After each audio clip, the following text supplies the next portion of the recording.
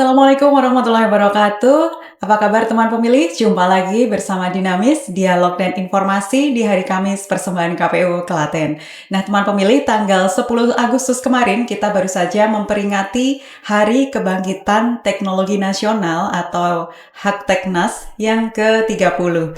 Dan Hakteknas tahun ini temanya adalah penguatan ekosistem inovasi nasional yang inklusif dan berkelanjutan. Nah, kemudian bagaimana inovasi teknologi ini bisa menciptakan demokrasi yang efisien? Nah, kita akan berbincang bersama narasumber yang sudah hadir di studio. Beliau adalah Bapak Joko Istianto, seorang figur inovatif asli dari Klaten. Langsung saja kita sapa. Halo Pak Joko. Ya, halo Mbak Tika. Ya, selamat datang di podcast Dinamis, Pak. Mungkin bisa menyapa teman pemilih terlebih dahulu, Pak. Oh ya. Semua sahabat pemilih di Kabupaten Klaten, selamat siang. Semoga selalu sukses selalu dan kreatif serta inovatif untuk warga masyarakat Klaten. Ya. Baik, nah teman pemilih Pak Joko ini merupakan seorang inovator, seorang penemu asli dari Klaten. Sejak masih kuliah di jurusan Teknik Mesin Universitas Negeri Yogyakarta, beliau sudah tekun meneliti tentang hemat energi. Dan yang menarik lagi, saat masih menjadi mahasiswa semester 3, beliau berhasil membuat prototipe alat penghemat BBM berbasis induksi magnetik. Penelitian itu kemudian bahkan mengantar beliau meraih juara 1 lomba hemat energi. Dan ternyata terus berlanjut hingga menjadi skripsi dan ternyata saat ini sudah menjadi produk yang bermanfaat bagi masyarakat. Seperti itu ya Pak Ye? Iya, Mbak Tika. Baik Pak Joko Istianto, tadi sudah saya singgung sedikit ya tentang perjalanan Bapak. Mungkin untuk bisa lebih mengenal lagi tentang Bapak, mungkin bisa diceritakan sedikit Pak, kesibukan saat ini apa? Ya, di Klaten ini kebetulan beberapa kegiatan harian ya Mbak, rutin, karena kebetulan saya juga diamanai mengajar di kampus untuk mengabdikan ilmu yang dimiliki. Saya ngajar di Politeknik Manufaktur CPR Klaten, dan selama lebih dari 12 tahun ini di Polman. Tentu saya beraktivitas sebagai tenaga pendidik dan sekaligus juga tadi yang Mbak singgung tentang kewirausahaan juga ya, teknologi atau istilahnya teknopreneur.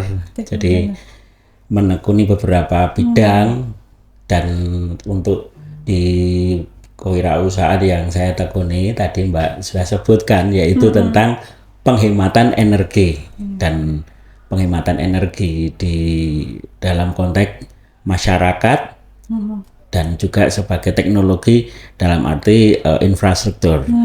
Terus beberapa kegiatan juga di sosial masyarakat Mbak, kebetulan dipercaya untuk menjadi pengurus di Kamar Dagang dan Industri Kabupaten Klaten, kemudian juga di Komite Ekonomi Kreatif Kabupaten Klaten, diamanai menjadi ketua, dan juga beberapa kegiatan sosial di olahraga. Kebetulan juga saya hobi olahraga football di KONI Klaten. Kebetulan adalah cabang olahraga yang ikut Porprov untuk tahun ini di Semarang.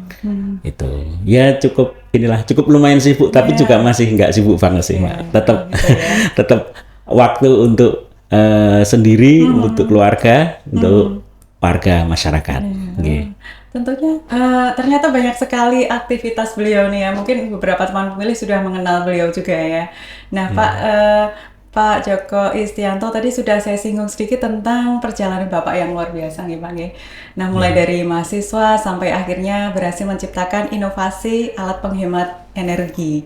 Nah mungkin bisa diceritakan Pak ke teman pemilih, apa sebenarnya yang menginspirasi Bapak sejak awal untuk menekuni bidang inovasi teknologi ini Pak? Oh iya betul. Jadi kalau saya boleh cerita itu kurang lebih 25 tahun yang lalu. Jadi sewaktu saya masih semester 3 mahasiswa. Saya kebetulan angkatan 95. Jadi saya tahun 98 atau 97 pas pada waktu krisis 98 reformasi. Saya itu sebagai ketua himpunan mahasiswa mesin.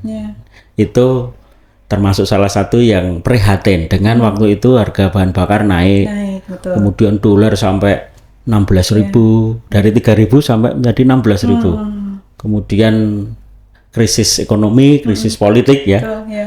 Itu tapi lebih ke dalam hal ini krisis ekonomi tadi membawa dampak bahan bakar yang mahal dan langka. Ya, sempat langka Mbak, ketika itu tahun 97 langka. Kemudian karena itu saya memutar otak, bagaimana nih caranya supaya bisa menghemat bahan bakar. Waktu itu pakai sepeda motor, jadi sepeda motor uji coba kami pakai yang dipakai sehari-hari untuk kuliah.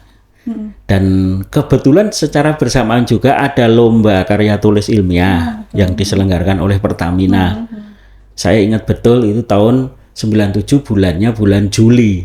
Sehingga saya menuliskan karya tulis itu sekaligus eksperimen, kemudian seleksi di tingkat nasional dan mendapat juara pertama.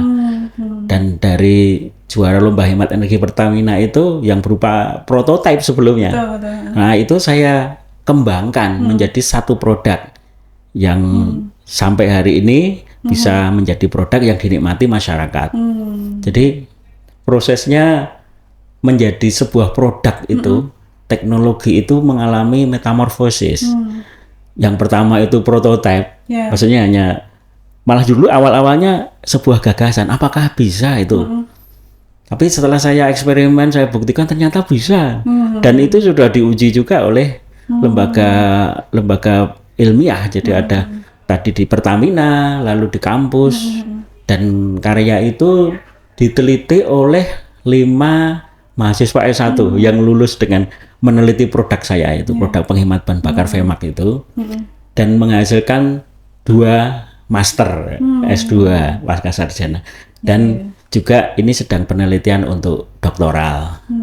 Dan itu apa ya? Ya menjadi satu sebelumnya itu hobi saya, tapi akhirnya menjadi profesi juga.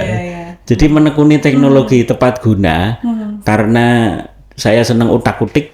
Waktu itu bongkar-bongkar mesin, motor. Ya waktu itu punyanya motor ya, motor. Sekarang bongkar-bongkar mobil, kemudian alat-alat elektronik yang ada. Itu ada inspirasi. Dan Vemax itu juga tahun 2007, jadi 10 tahun berikutnya, saya mengikuti lomba di tingkat nasional, namanya Pemuda Pelopor. Di lomba Pemuda Pelopor itu, para pemuda-pemuda ya umur 30 ke bawah itu mempunyai inovasi apa itu dilombakan tingkat nasional, dan kebetulan alhamdulillah dapat juara pertama juga. Terus dari situlah mulai produk kita ini dikenal secara luas, secara nasional. Jadi kalau penelitian sebelumnya itu hanya menjadikan sebagai produk yang menjadi password untuk kita lulus, untuk meneliti gitu ya. Tapi setelah menjadi pemuda pelopor bidang teknologi tepat guna itu semakin luas pemasarannya. Dan itu satu berkah juga, anugerah juga ya. Ketika kita dikenal, itu menjadi dikenal oleh masyarakat luas. Iya, betul. Apalagi ini Pak ya, terkait dengan sesuatu yang sangat bermanfaat bagi masyarakat ini ya. Betul Pak, BBM-nya apalagi ya Pak ya. Betul, karena saya punya sebuah prinsip sebenarnya. Itu filosofi saya, mengapa kok saya mengajak hemat. Itu karena saya juga seorang muslim. Jadi di dalam surat Al-Isra itu disebutkan innal mubadzirina kanu ihwanas sayatin gitu ya. Bahwa berboros-boros atau menghambur-hamburkan uang itu temannya setan, gitu loh. Jadi saya mengajak hemat, saya berharap menjadi temannya malaikat gitu, menjadi bukan temannya setan. Nah, itu satu inspirasi bagi saya yang menguatkan kenapa saya terus mengajak orang untuk berhemat. Karena hemat energi tadi selain menjalankan perintah tadi agama, karena itu orang yang hemat itu mendapat satu keistimewaan, itu juga membawa kebaikan ya Mbak untuk ekonomi. Artinya siapa sih orang yang mau berboros-boros? Nah, lebih baik uang yang sisa itu bisa untuk kepentingan yang lain, untuk kebutuhan yang lain. Nah, itu dasarnya juga Mbak. Selain juga sekarang itu kan teknologi itu mengikuti zamannya ya. Betul, ya. Era sekarang orang cenderung untuk semakin hemat, semakin ramah lingkungan ya. Dan produk-produk saya itu semuanya mengarah ke eco green atau ramah lingkungan. Ya. Sehingga dua isu global itu kan itu. Artinya kalau kita bicara program SDGs gitu ya, itu kan salah satunya adalah mengurangi polusi udara, kemudian semakin sedikit energi yang bisa digunakan, lalu juga energi terbarukan, lalu juga semakin efektif, efisien. Nah, itu salah satu mainstream dari cara berpikirnya FEMAK sebagai grup kita. Dan itu membuat apa ya, kita selalu mencari sebuah inovasi baru gitu ya Pak. Inovasi baru yang itu besar harapannya memberikan manfaat untuk masyarakat luas Ya, gitu. dengan isu-isu yang sangat penting tadi ya Pak ya. Iya, ada banyak isu kan sekarang ini, bagaimana isu keamanan nasional, bagaimana isu energi, isu ketahanan pangan, isu demokrasi lah itu semuanya perlu kita cari solusi teknologinya. Gitu. Ya, menarik sekali ya. Mungkin teman pemilih juga penasaran nih Pak. Sebenarnya bagaimana sih cara kerja dari teknologi penghemat BBM nih Pak? Dan mungkin apa yang membedakan dari teknologi serupa yang mungkin sudah ada di pasaran? Oke, ya. Jadi VMAX ini kan dianugerahi sebagai pelopor ya. Artinya kita adalah yang pertama kali. Kemudian dalam perkembangannya yang namanya produk itu ternyata juga ditiru oleh orang lain. Nah, tapi kita selalu berusaha memiliki nilai pembeda. Kita memiliki inovasi yang lebih baru. Kalau VMAX ini kan basically-nya adalah magnet, Mbak. Kalau kita memproduksi dua komponen, yang satu berbentuk alat, yang satu berbentuk chemical atau cairan. Dan pengembangan itu sekarang semakin banyak. Kalau saya cerita yang legend dulu ya, yang pertama kali itu magnet. Jadi itu juga ada dasarnya juga, karena saya kan sekarang ini kan banyak berhubungan dengan logam ya, karena saya ngajar di Polman, Politeknik Manufaktur Ceper, itu kan pengecoran logam. Oh iya. Jadi ternyata Tuhan itu menciptakan besi, gitu kan, itu magnet itu kan bagian dari besi. Jadi besi itu diturunkan dari langit ke bumi. Istilahnya kalau bunyi suratnya itu al-hadid ya, itu kan.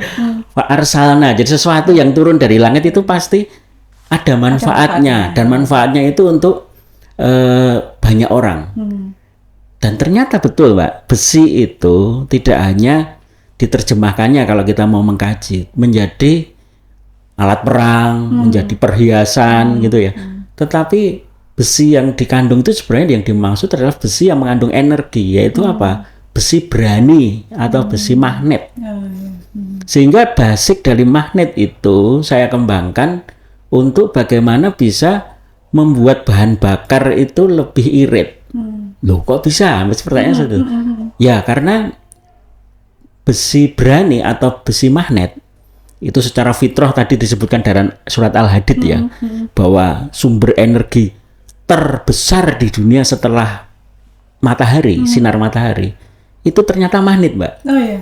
Mbak bisa lihat pembangkit listrik yang ada di Indonesia itu basically semuanya itu adalah dinamometer atau sebuah mesin yang berbasis di dalamnya ada magnet berputar. Atau kalau gampangnya penjenengan pertama kali melihat dinamo sepeda, nah itulah istilahnya penemuan pertama kali dari listrik. Dan sampai hari ini listrik yang digunakan oleh pembangkit listrik, baik itu diesel, baik air, bahkan pembangkit tenaga nuklir pun itu basicnya sebenarnya magnet. Cuman penggeraknya aja. Kalau yang PLTA pakai air, kalau yang nuklir kayu bakarnya pakai nuklir gitu ya.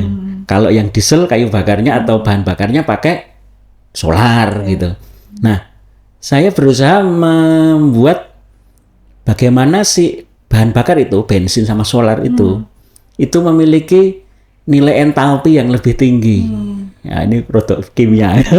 Atau memiliki istilahnya kandungan zat yang mudah terbakar itu yang lebih tinggi, atau oktan. Ya, oktannya lebih tinggi. Maka saya membuat alat dan juga chemicalnya.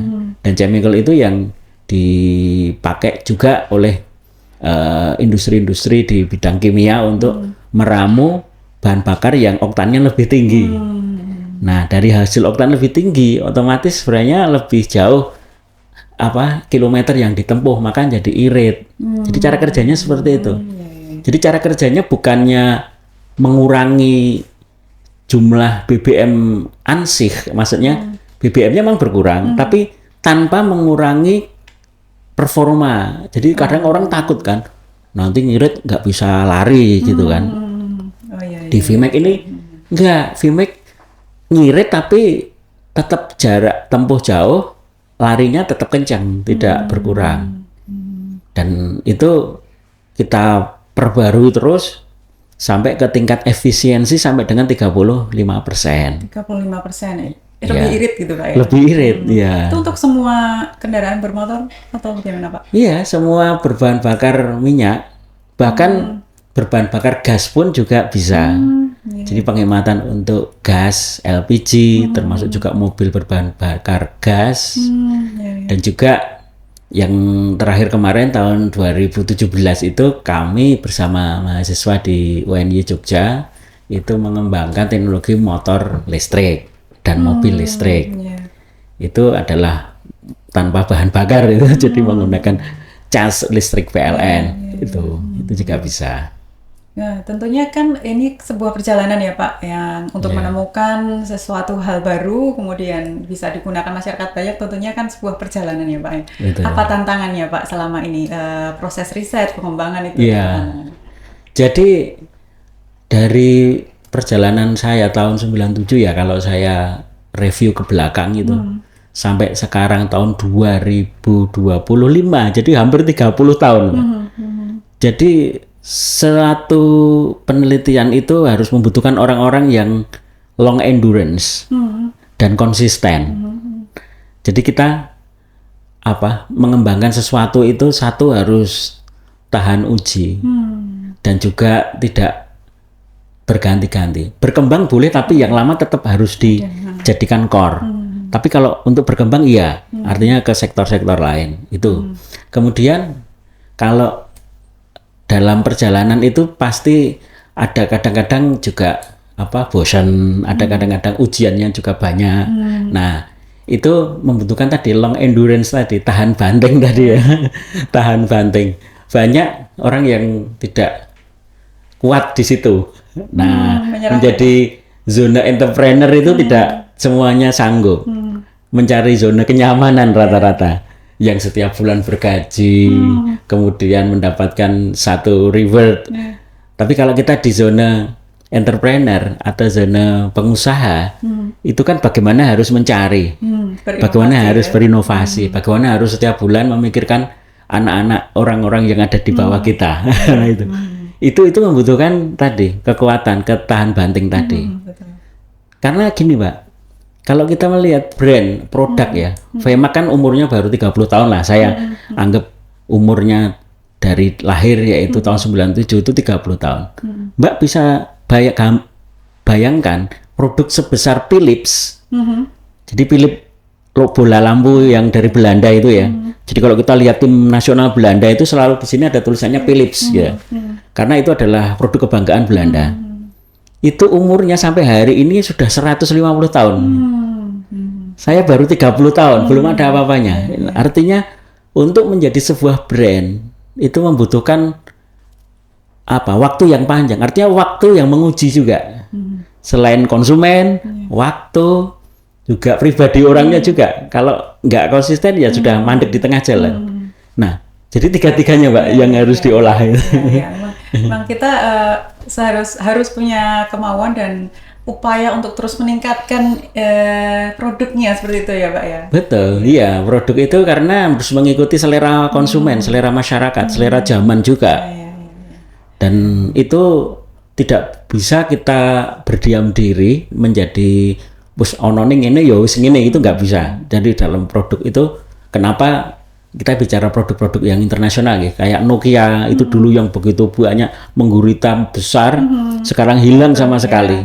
Itu karena dia terlambat merespon perkembangan zaman, terlambat dalam mengubah desain, mengubah apa yang diinginkan masyarakat seperti itu.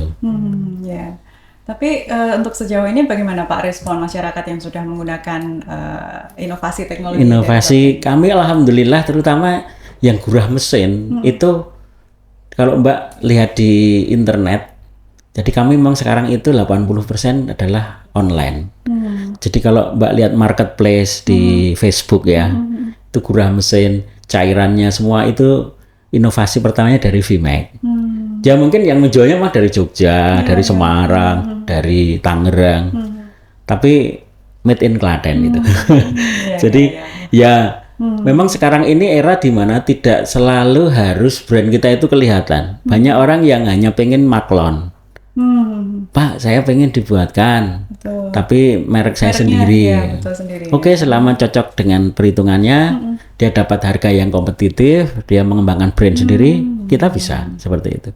Jadi memang metamorfosis dari yang dulu istilahnya produksi untuk merek sendiri, sekarang juga berusaha untuk mengembangkan sayap, tidak hanya merek saya yang saya kembangkan, kan toh juga punya keterbatasan, kami juga punya keterbatasan, juga rezeki orang lain kan nggak tahu ya. Tadi mereka punya satu visi misi sendiri boleh gitu. Intinya yang penting tetap lokal konten itu Klaten gitu. Ya, ya.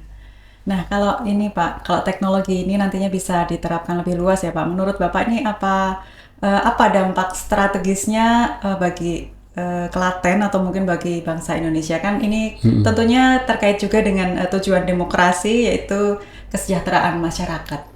Betul ya. Jadi sebenarnya salah satu tolok ukur kemajuan bangsa itu apa?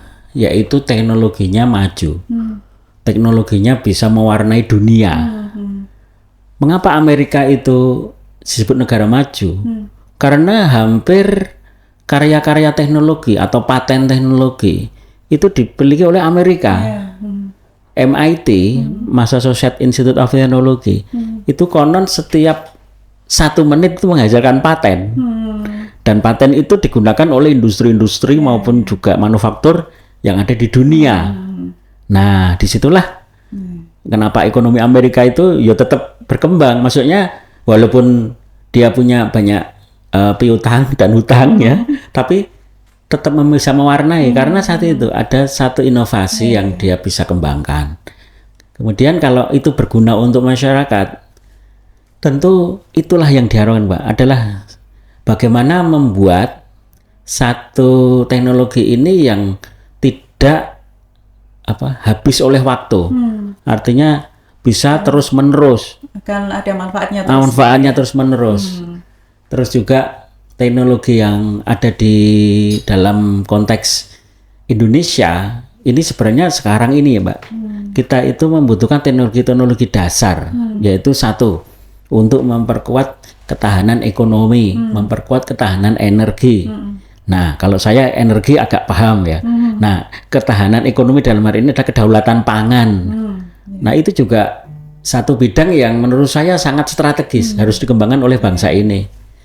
Karena kalau kita merunut atau istilahnya ini melihat satu perkembangan dunia, di mana saat ini itu ada ketegangan-ketegangan di tingkat dunia yang itu bisa mengancam kestabilitasan internasional. Nah, itu nanti balik lagi, itu yang akan menjadi dasar dari needs masyarakat itu adalah pangan. Sehingga VMAX juga saat ini sedang mengembangkan, teman ini masih belum off the record, saya belum mengeluarkan satu sebelum riset kami ini berhasil, itu bagaimana mengembangkan teknologi pangan yang lebih murah, kan VMAX selalu lebih murah, lebih hemat, kemudian ramah lingkungan, dan juga teknologi, ramah terhadap teknologi. Artinya teknologi itu bisa diaplikasikan oleh orang yang berpendidikan sangat rendah maupun orang berpendidikan tinggi. Ya, mudah diaplikasikan itu. Larinya ke situ. Sehingga kalau kita punya teknologi tinggi tapi orang nggak bisa gunakan, mungkin kurang bermanfaat. Nah, bagaimana yang bisa di tengah-tengah itu? Artinya tetap bisa digunakan orang-orang dengan uneducated people istilahnya. Dan itu menjadi manfaat untuk kami tentunya. Ya, demokrasi digital, Pak. Ya. Nah, menurut Bapak nih, inovasi teknologi seperti apa nih Pak yang paling potensial untuk memperkuat transparansi dan juga kepercayaan masyarakat pada pemilu, Pak? Betul. Nah, ini. Jadi kan kita sudah bersepakat ya Indonesia itu negara demokrasi kan. Artinya ketika berbicara demokrasi, tentu kita berbicara pilar-pilar demokrasi. Lalu tentu rakyat yang menjadi satu poin utama, yaitu dari rakyat, oleh rakyat, untuk rakyat.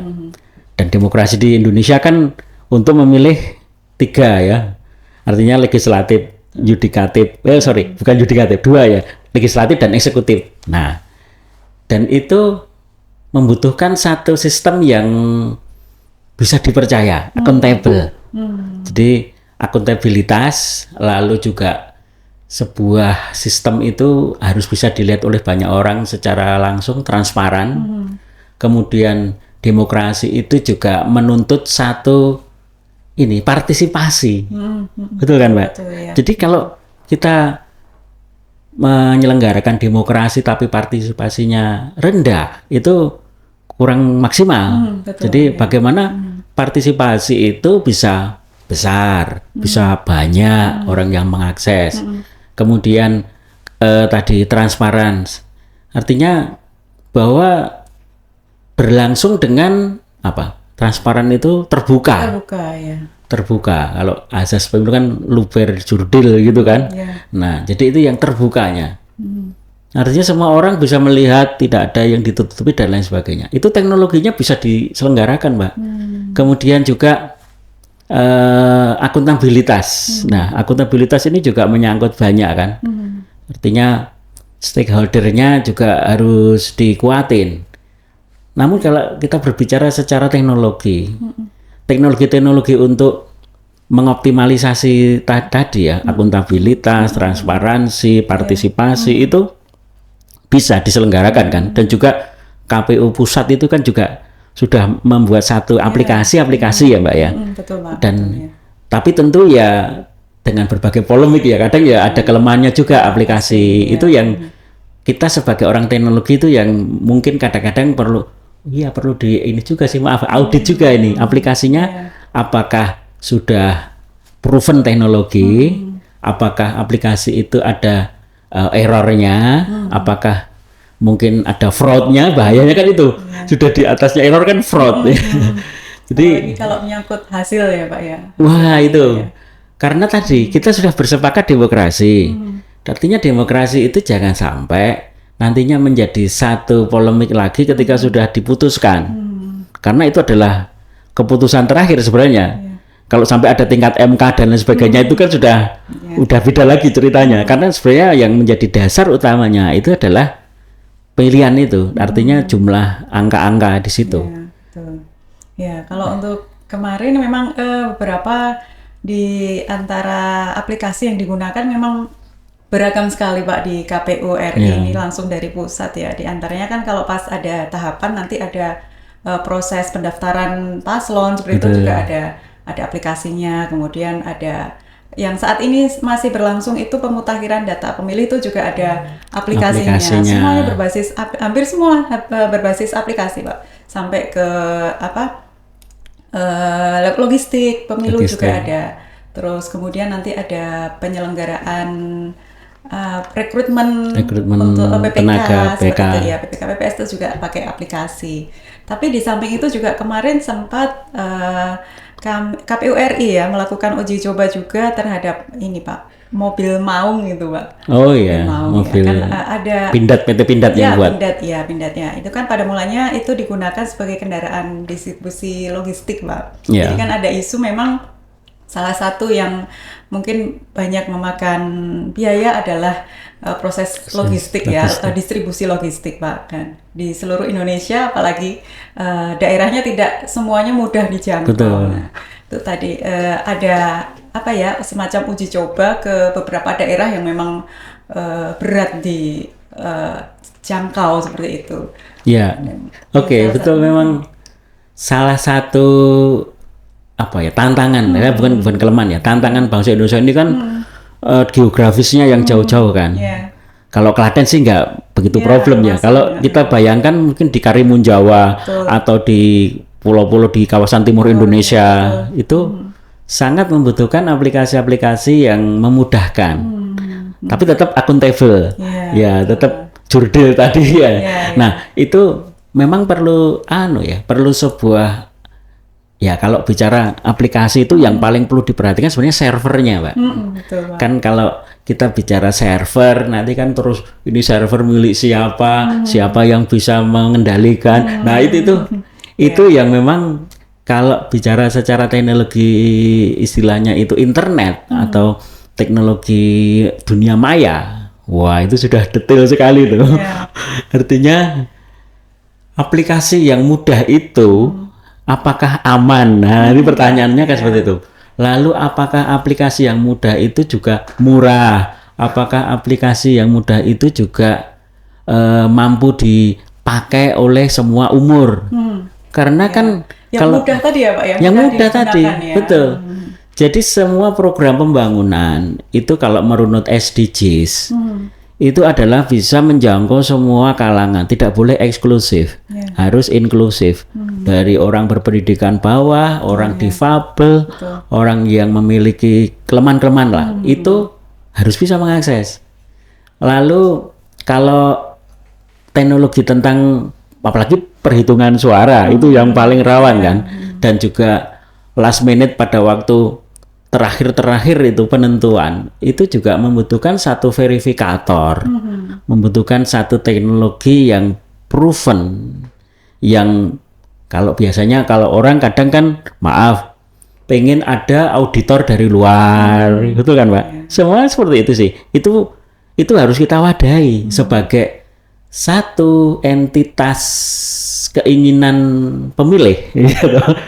Yo istilahnya sih, kadang ini harus terbuka, siapapun boleh melihat. Tapi orang itu kan kadang-kadang masih belum percaya. Ya, betul. Ada auditor dari luar, silahkan masuk. Makanya ada DKPP, ada pengawas dan lain sebagainya. Pengawas independen maksud saya, bukan di luar itu ya. Itu adalah satu komponen kontrol yang menurut saya bisa. Cuman tadi hubungannya dengan teknologi itu kalau bisa diwadahi, Mbak. Jadi ada semacam kanal untuk memberikan ruang bagi tadi supporter dari luar itu ya. Kan itu juga kalau dalam bahasa pertandingan sepak bola, penyerang ini kan wasitnya, nih KPU itu kan wasitnya. Pemainnya kan bertanding nih. Nah, supporter kan ada pasti. Dan supporter itu juga harus diperhatikan juga loh. Kadang-kadang suara supporter itu ya bisa mempengaruhi kualitas permainan atau istilahnya pertandingan itu gitu. Nah, itu yang juga perlu diperhatikan. Ya, tentunya kan inovasi teknologi ini kan sejatinya memang untuk memperkuat demokrasi juga ya Pak ya, dengan mempercepat layanan pemilu pada khususnya ya, mengurangi peluang kecurangan juga, kemudian membuka akses bagi publik untuk transparansinya seperti itu ya Pak. Bapak ada ide inovasi tertentu apa yang untuk demokrasi ya? Demokrasi, Pak. Ya, jadi kalau kita lihat Mbak, banyak dari pemilih itu yang tidak bisa berangkat karena dia harus bekerja. Maka sebenarnya teknologi pamungkasnya itu adalah e-voting ya, e-voting. Jadi voting dengan elektronik itu sebenarnya kalau kita sudah sampai ke tahapan tadi proven, sudah akuntabel, sudah dipercaya oleh supporter dan lain sebagainya, kita harus sampai ke wilayah e-voting, di mana orang itu mau tidak mau tetap bisa memilih dalam kondisi apapun, entah di suatu luar, ya mungkin hanya sinyal aja yang jadi musuhnya nanti. Tapi kan sekarang itu sudah bisa ditanggulangi ya. Artinya kebanyakan orang tidak hadir karena mungkin sakit atau berhalangan atau kerja, dan itu dengan e-voting itu barangkali bisa satu solusi. Tapi ya tadi harus diselesaikan PR-nya, karena kan itu juga ada polemiknya juga. Wong yang sudah dicoblos di depan mata saja kadang-kadang orang belum 100% yakin, apalagi ini dengan e-voting. Makanya tadi perlu banyak, kalau di dalam dunia aplikasi Mbak, itu namanya peripheral untuk orang-orang atau istilahnya aplikator untuk yang menjadi bumpernya atau pendampingnya. Karena second opinion itu juga sangat penting. Dan ketika second opinion itu menguasai ruang publik, artinya ruang komunikasi publik, itu bisa jadi ini juga jadi satu problem sosial gitu loh. Iya, Pak.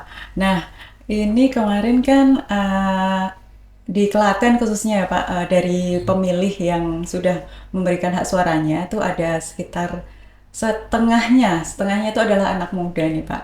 Nah, terkait dengan hak Teknas nih Pak, hak Teknas tentunya juga mengajak generasi muda untuk terlibat dalam inovasi ya Pak ya. Nah, pesan Bapak nih untuk anak muda Klaten yang punya ide tapi ragu untuk memulai, apa nih Pak pesan? Iya. Jadi sebenarnya Klaten ini ada event tahunan. Di setiap tahun pasti ada Mbak. Sejak tahun 2008 itu namanya Lomba Kreativitas dan Inovasi Masyarakat Krenova. Itu diselenggarakan oleh Bapeda Klaten. Itu sudah 20 tahun terus sampai kemarin 2025. Itu biasanya di bulan Juni. Nah, disitulah apresiasi itu bisa dimunculkan. Maksudnya ikut lomba itu, lalu kalau menang kan otomatis diekspos. Ya selain hadiah juga itu diekspos. Dan eksposnya ini kan membantu kalau itu produk jadi pemasaran. Kalau itu untuk tadi KPU tadi hubungannya dengan pemilih. Saya juga selalu mendorong ada cobalah membuat riset-riset sosial atau penelitian-penelitian sosial atau eksperimen sosial, tidak hanya eksperimen teknik saja, eksperimen IPA, tapi eksperimen sosial yang itu dilakukan anak-anak muda. Karena tadi betul, pemilih kita kan besok itu, apalagi tahun 2035 kita bonus demografi ya Mbak, artinya jumlah penduduk anak mudanya lebih banyak, dan itu semoga menjadi satu potensi, menjadi satu tantangan yang baik gitu ya, bukan menjadi satu hambatan. Nah, itu perlu didorong anak-anak muda itu tadi. Ya harus berani berkompetisi. Kalau saya punya rumus namanya ake manjur. Apa itu Pak? Nah, bukan pakai ake gitu enggak ya. Ake manjur itu ada singkatannya. A aktif. Ya, dia harus aktif, kreatif, inovatif. K-nya yaitu kompetitif. Artinya kompetitif apa? Kalau orang tidak berani berkompetisi itu tidak bisa mengukur, Mbak. Kemampuannya itu sebenarnya levelnya apa sih? Saya hanya RT, RW, kabupaten, nasional atau internasional. Nah, itu bisa diukur dengan kompetisi. Kalau kita ikut lomba itu otomatis sedikit banyak membuat kita pede. Lalu kita bisa punya satu jangkauan. Wah, aku ternyata baru segini toh. Makanya harus effortnya meningkatkan kemampuan. Itu. Dan itu kompetisi itu perlu, dan itu banyak di Klaten. Dan kompetisi-kompetisi seperti itu anak muda tertentu sih tertarik, tapi sekarang kan memang anak muda macam-macam ya. Anak muda yang tidak tertarik. Lalu ake manjur, mannya itu adalah punya manajemen. Manajemen yang baik tentunya. Jadi orang itu harus punya manajemen. Manajemen dirinya, mengelola bagaimana waktunya, mengelola pikirannya gitu Pak, mengelola perhatiannya. Kalau bagi waktu gampang kan, 24 jam dibagi 3 kan bisa 6 jam atau 8 jam. Tapi membagi perhatian ini yang sulit. Nah, pikiran kita harus fokus di satu ini pada saat ini itu tidak semua orang bisa. Itu anak-anak muda harus mencoba. Punya manajemen. Yang ketiga, yang paling penting, jujur. Nah, ake manjur tadi, manajemen yang baik dan jujur. Karena kejujuran itu modal apapun. Kita memulai sesuatu dengan tidak jujur, maaf, pasti belakangnya juga akan susah. Tapi dengan modal kejujuran, itu pasti akan menemukan jalannya. Dan anak muda sekarang harus dibiasakan seperti itu. Ya katakan sejujurnya kayak sebuah lagu kan gitu. Jadi itu akan menjadi sebuah awal yang baik. Dan di pemilu kita kan jurdil juga artinya jujur dan adil. Nah kalau kata adil sendiri kan itu dalam tuh Mbak. Loh, adil itu disebut 2 kali dalam Pancasila loh Mbak. Sila kedua, kemanusiaan yang adil dan beradab. adil. Yang kedua di sila kelima, keadilan sosial. Ini PR berat ini. Kalau orang disebut dalam dasar negara 2 kali, ini berarti penting gitu loh. Adil. Nah, itu tadi akik manjur. Akik manjur. Aktif, kreatif, inovatif, kompetitif, manajemen baik dan jujur. Nah, pesan-pesan yang sangat penting untuk teman-teman pemilih muda nih ya Pak ya. Nah, kita belajar bahwa ternyata teknologi dan demokrasi ini menjadi satu kesatuan yang tentunya saling mendukung ya. Karena hakikatnya tujuan dari demokrasi adalah kesejahteraan masyarakat. Baik, terima kasih Pak Joko yang sudah hadir dalam podcast Dinamis episode kali ini. Semoga menginspirasi tidak hanya anak muda, juga semua masyarakat di Klaten ya Pak ya, untuk terus berinovasi, mengembangkan diri untuk pada akhirnya nanti bisa bermanfaat untuk masyarakat banyak ya Pak ya. Ada pesan Pak terakhir? Pesannya apa ya? Karena Klaten ini adalah menurut Mas Bupati itu kan Klaten keren, kreatif, bersinar. Jadilah itu tadi. Jadi kita sebisa mungkin menjadi orang yang bisa bermanfaat lah untuk kita sendiri di lingkungan keluarga, di lingkungan masyarakat, yang lebih luas lagi di lingkungan negara itu. Baik, terima kasih Pak Joko. Sama-sama Mbak Tika. Teman pemilih, demikian episode Dinamis kali ini. Dan jangan lupa untuk mengikuti seluruh akun media sosial KPU Klaten untuk mengikuti berita dan perkembangan terbaru seputar kepemiluan.